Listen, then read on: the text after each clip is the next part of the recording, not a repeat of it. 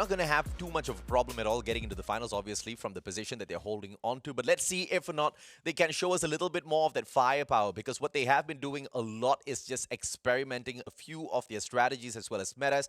Some have worked out, some have clearly fallen flat on its face as they bomb out with close to nothing sometimes, and that's something that they cannot afford when they move on into the finals. But command posts, as usual, will belong to Team Expand, but them spreading out so far apart from each other in the start of every single game, I'm still not a huge fan of that, Husky. Yeah, that has been a huge criticism towards Expand. The more you know about the inner workings of why they do it, the more skeptical you become. Correct. But there are times where it feels like that is the better move, and I think at least for this round and how Expand are spreading out, it will benefit them, right? They are not really close to a separate team. Yeah. Can't say the same for Anxiety though. Virus against Toby, and of course Virus with that one. Anxiety losing 2 in the beginning. Anxiety really cannot bomb out like this again and again, man. They now barely have anything on them. Dewa, they will continue to circle around and try to catch off all of these Anxiety players, and Anxiety doesn't really need to do much on every single round. If they keep bombing out in this way, they can just kick back and relax throughout the whole event.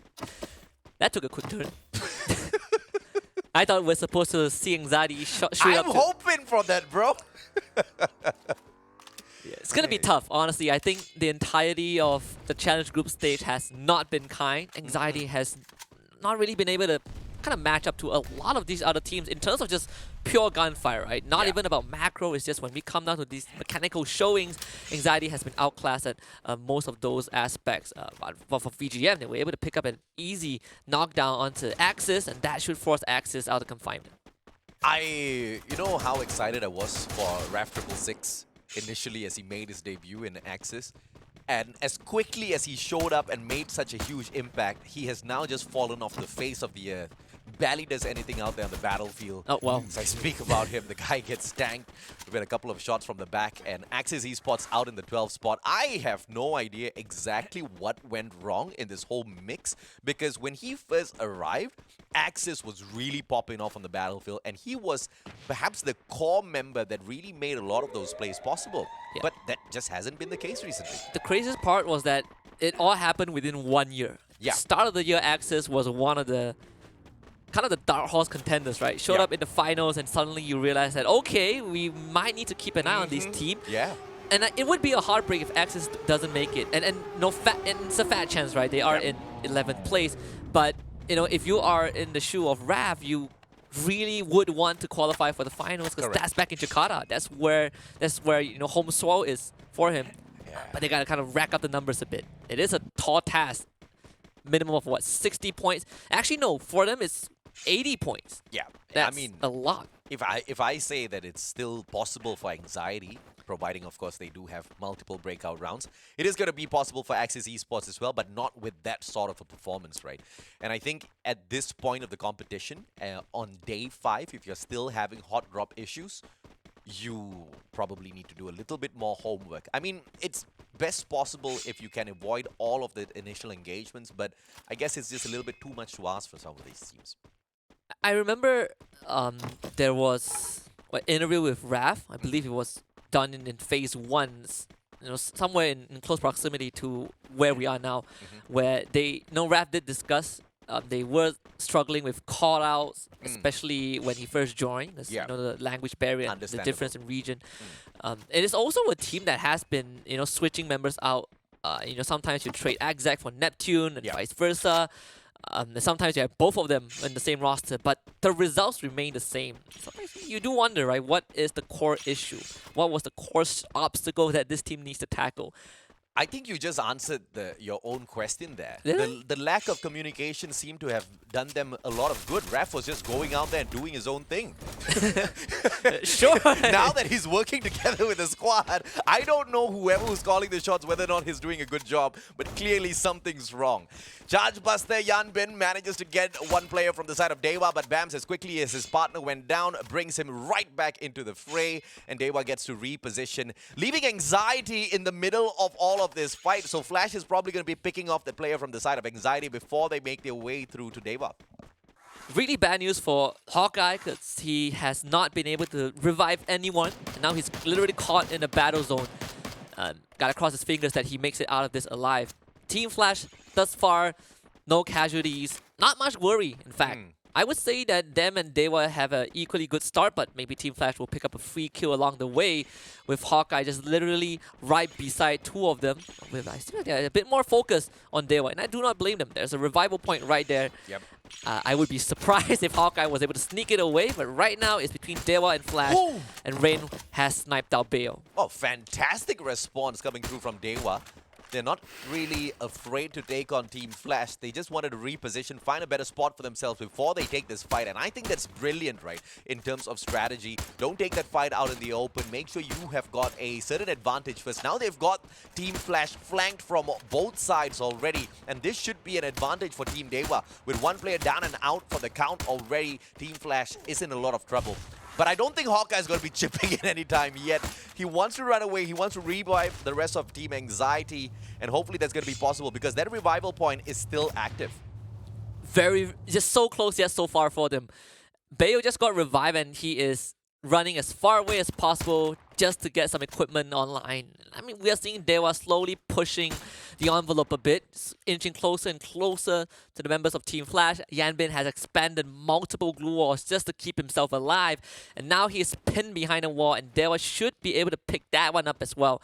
This circle is going to make life so much harder for Hawkeye as it basically just dips down to the southwestern western side of the map, with kind of MDH in the center of it alongside Farang and Sem9. Let's see. How will Dewa kind of circle around and punish Flash? They were teased first, and now this is that counter.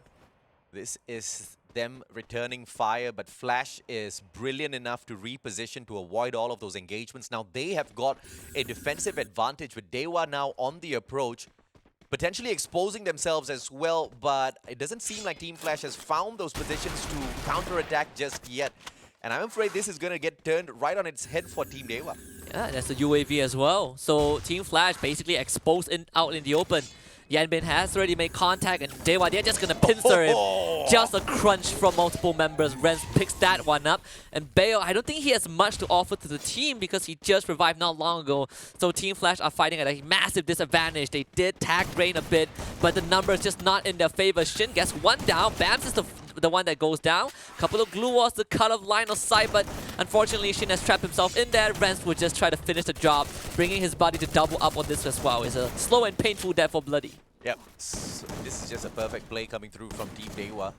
Bloody doesn't really get away from that. Shin goes down. Bams to be picked up now, and Team Flash will rue the day they tickled Dewa and took those shots from behind. But now, Expand versus Farang. This has been pretty much a fight that we have seen many a times now down here at the challenge stage.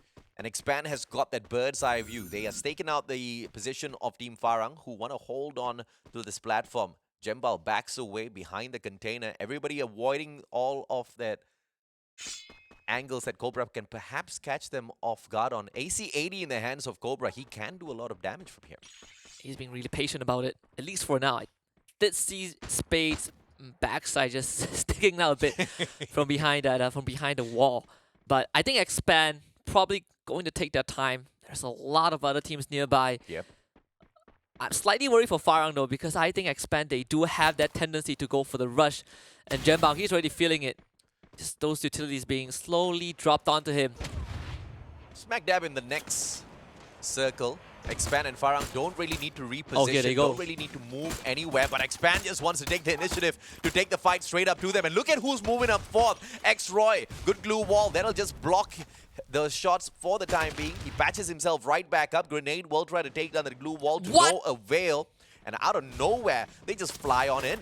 Yeah, Spade got nicked by the grenade, and Roy has found Jembao. That's two down on the side of Farang. They will start to get those glue walls up. They need those revives, but Cobra, he's going in for the rush. And unfortunately, Spade is just not ready for this push. We expected this from Expand. XL, let's get traded back, but no finisher just yet.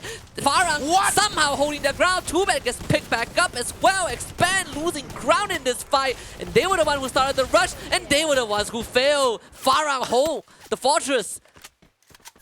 That's the perfect revenge if you are Farang. And Just when you thought they were all going to go down, Too Bad just turns the table, gets that shot with the M1887, and I don't even know exactly who gave him that backup. It could have been a totally different team, and just like that, Team Expand, they got snuffed out. Yeah, Expand got taken out. I believe Anxiety got taken out. Heavy also got knocked out as well. So we had like, what, 3 teams who got eliminated in a row. Farang able to hold on. Now they have to slowly move into the circle where Sem9 is the center of everything. You have First Raiders and Mammoth. You have MDH kind of on that northwestern side.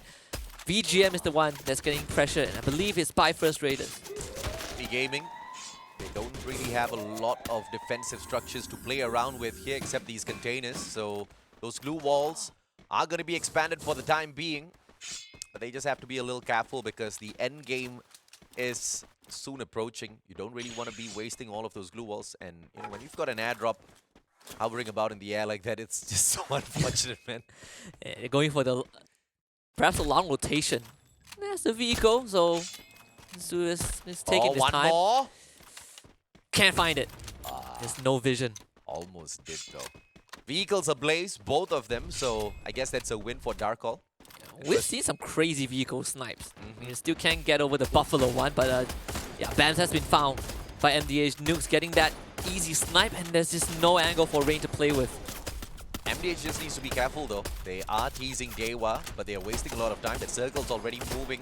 They have to reposition. They are on the very edge of this next circle, but it's not really a saving grace because Sem9 is right there behind them, and that's one of the last things that you want for yourself. And here comes King of Gamers as well as they slowly rotate in. Sem9 trying to put a stop to their rotation. Yeah, so far, Sem9 has been oddly quiet this game. There's no kills at all. They even did suffer, an elimination early on. But aside from that, they have been just doing their own thing, moving into the circle. But that might not remain for long. KOG putting a lot of pressure, and they even have MDH on the other side as well. This might turn out to be a 4-way fight. Osaka takes out Don't Cry from long range, as Ika will take out Dark Loop from the side of VGM as well. Sem9 completely silent on this affair. And I really love that play by Sem9 because the last thing that you want to do is just drag more attention to yourself. So you say that newbie, trying to take a couple of pot shots, finds nobody though. Not many of those shots connecting. He's trying to steal that kill away to no avail. Come on, get it, man. Rain's just crawling around, avoiding all of those shots. And King of Gamers should be able to say, no, he just gets eaten up by the circle. I like it when he dies to the blue zone, and then you see the quad kill feed. I didn't know that giving yourself away counts as one, but sure, and I learned something new today. KOG, they are not going to wait for MDH to make any other moves, just going to fly right past Hwang, and it's going to be Ikao that takes that one as KOG look to reposition themselves and just at the edge of the circle. Yeah, First Raiders are doing a damn good job right now. They one more knockdown, one more elimination can put Team Flash out of the run here. Because Boo's not going to be in a position to circle around just yet, but they're sticking together. A smart plan by Team Flash. Basuza from up top. Woodpecker in hand. No amount of armor can stop his bullets.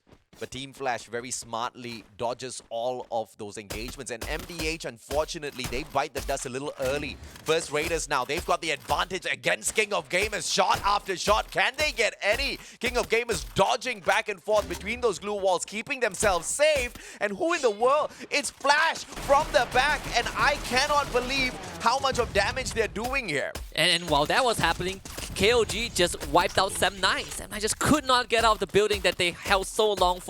And First Raiders had too many targets to look at, ended up losing 2 of them. And KOG, they might, if they know this, they are going to just start pushing into First Raiders. Osaka is going to lead the charge.